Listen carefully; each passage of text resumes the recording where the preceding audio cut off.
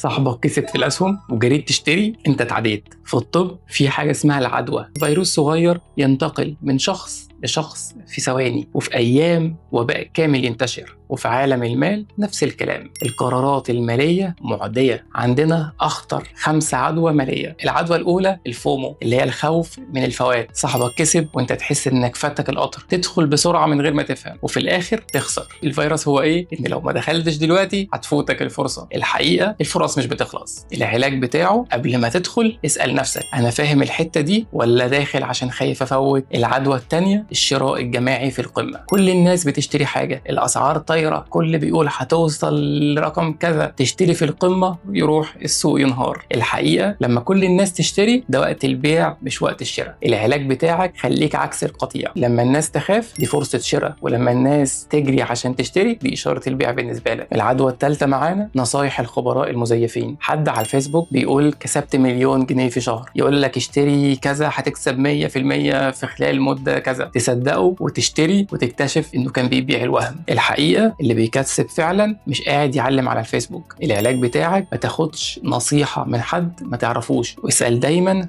هو بيكسب ايه من النصيحة اللي بيقولها لك. العدوى الرابعة المقارنة المرضية. جارك اشترى عربية، ابن عمك بنى عمارة، تحس انك متأخر، تاخد قرارات متهورة عشان تلحقهم. الحقيقة انت ما تعرفش القصة الكاملة ايه. العلاج اجري سباقك انت مش سباق حد تاني. العدوى الخامسة الاستثمار الانتقامي. خسرت في صفقة، نفسك تعوض بسرعة، تدخل صفقة اخطر، تخسر اكتر. الحقيقة الانتقام هو اسرع طريقة للافلاس. العلاج بتاعك لو خسرت وقف، خد نفس عميق، راجع الغلطة، ما تحاولش تعوض بسرعة. 4 طرق تحمي نفسك بيهم. العزل الاجتماعي المالي، ابعد عن جروبات التوصيات السريعة وصفحات اكسب مليون في ساعتين. النظافة المعلوماتية، اتأكد من المصدر، دور على الحقائق. المناعة القوية، اقرا، اتعلم وافهم السوق. التطعيم المبكر، خطة واضحة، اعرف هدفك، حدد الاستراتيجية بتاعتك والتزم بيها. في الطب اخطر الامراض المعدية، وفي المال نفس الكلام. القرارات الغلط بتنتشر اسرع من الصح، ما تخليش نفسك تتعدي. علق برقم العدوى اللي اتعديت بيها قبل كده. الاعتراف هو الخطوة الاولى.